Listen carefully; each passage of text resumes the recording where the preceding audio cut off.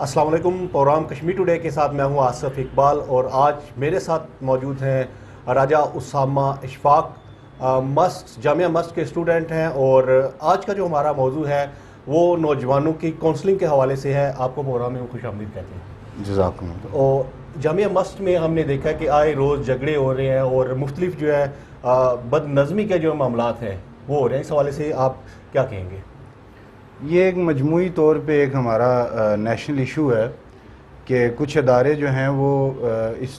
حد تک مستحکم نہیں ہیں کہ وہ اپنے مسائل کو خود حل کر سکیں،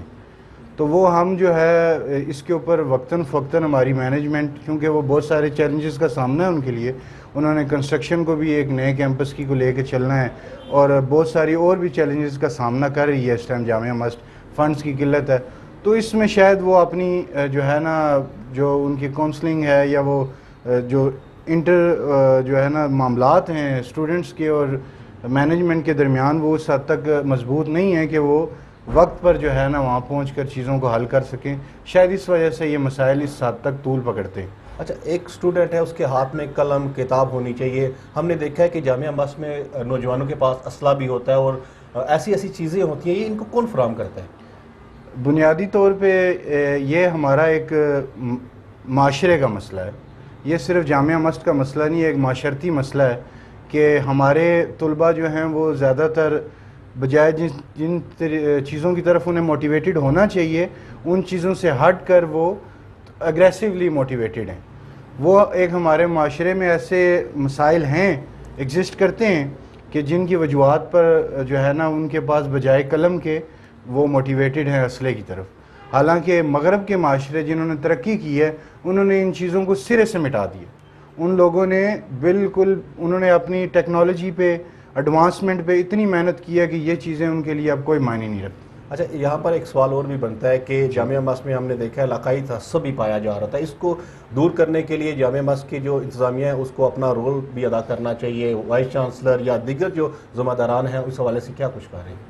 بالکل علاقائی تعصب ایگزسٹ کرتا ہے، لیکن اس کے برعکس میں آپ کو بتا دوں کہ جامعہ مست میں ڈائیورسٹی کی اتنی بڑی مثال موجود ہے کہ گلگت بلتستان، پورے پاکستان، بلوچستان، فاٹا، کے پی کے ہر جگہ سے جو ہے نا یہاں پر طلباء موجود ہیں اور آپس میں یکجا ہو کر رہ رہے ہیں۔ اور کسی حد تک کچھ لوگ ہوتے ہیں جو آپ کو پتہ ہے ہر جگہ پہ منفی کردار ان کا ہوتا ہے، جو ہے نا شیطان ہوتے ہیں انسان کے روپ میں، وہ اپنا منفی کردار ادا کرتے ہیں اور طلباء کو ڈیوائیڈ کرنے کی کوشش کرتے ہیں، لیکن اس حد تک علاقائی تعصب نہیں ہے کہ وہ کسی بڑی حد تک جو ہے نقصان دے۔ بہت شکریہ راجہ اسامہ۔ آپ مجھے لاسٹ میں ہمارے اسٹوڈنٹس کے لیے کیا پیغام چھوڑیں گے، ادراک کے ناظرین کے لیے کیا کہیں گے؟ میں اپنے طلباء کو یہی کہوں گا کہ کبھی اے نوجوان مسلم تدبر بھی کیا تو نے، وہ کیا گردوں تھا تو جس کا ہے ایک ٹوٹا ہوا تارا۔ ہماری